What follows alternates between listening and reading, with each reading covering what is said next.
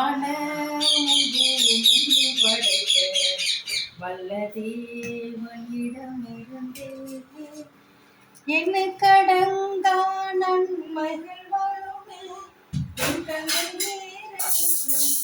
எனக்கு தாசை வரும் பர்வதம்.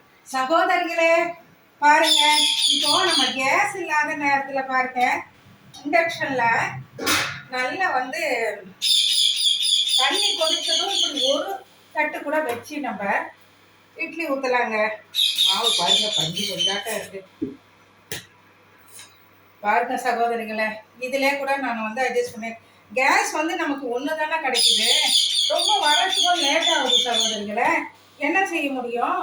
அதனால இட்லி நம்மளால முடிஞ்சதை இண்டக்ஷன்ல வச்சுக்கலாம். அதனாலதான் நான் இதுல இட்லி ஊத்த ஆரம்பிச்சிருக்கேன் சகோதரிகளை. முடிஞ்ச வரைக்கும் நம்ம என்ன செய்யலாம், வீட்டு வேலைங்களை நம்ம எப்படி செய்யணும்னு நம்ம கொஞ்சம் கவனத்தோடு செஞ்சுக்கிட்டோம்னா நமக்கு கரெக்டாக எல்லா வேலையும் முடியும்.